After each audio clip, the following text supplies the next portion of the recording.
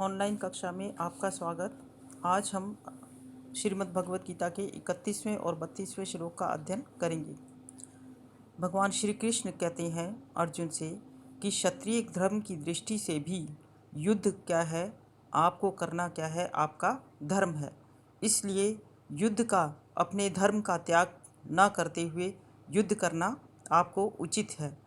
तो इसी श्लोक को देखिएगा। 31वें श्लोक में स्वधर्मम अपि चा अवेक्ष्य न विकम्पितुम अहर्षि धर्मा धर्मा धर्म्यादि यद यद यद्यक्षयो अन्यत् क्षत्रियस्य न विद्यते।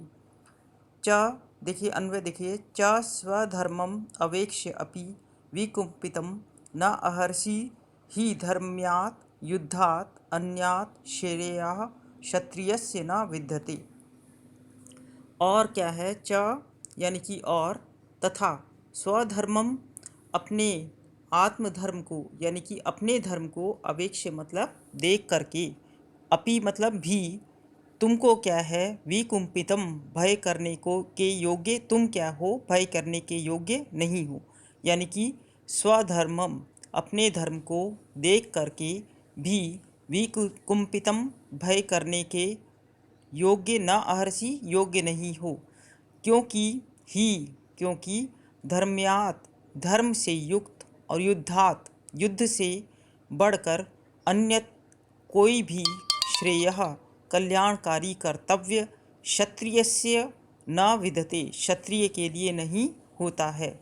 फिर से देखिएगा, च और स्वधर्मम अपने धर्म को अवेक्ष्य यानी कि तुम कैसे हो, क्षत्रिय, क्षात्र धर्म को पालन करने वाले हो, तो इसलिए क्षत्रिय धर्म को देखकर भी, धर्मम अवेक्ष्य देख करके भी, विकुम्पितम न अहर्षि क्या है, तुम क्या है, भय करने के योग्य नहीं हो, इसलिए तुम्हें क्या है, युद्ध करना चाहिए। ही धर्म्यात् युद्धात्, क्योंकि धर्म्यात् धर्म से युक्त, युद्धात् युद्ध से बढ़कर, धर्म से युक्त युद्ध से बढ़कर, अन्यत श्रेया अन्य कोई भी कल्याणकारी मार्ग क्या है, क्षत्रिय से न विद्यते, क्षत्रिय के लिए नहीं होता है। तो भगवान श्री कृष्ण अर्जुन को कहते हैं कि ये जो युद्ध है, ये कैसा है, धर्म का युद्ध है। इसमें अपने सगे संबंधियों को नहीं देखना चाहिए, और धर्म के लिए युद्ध करने से बढ़कर क्षत्रिय का इससे बढ़कर भी कोई भी कर्तव्य नहीं होता है।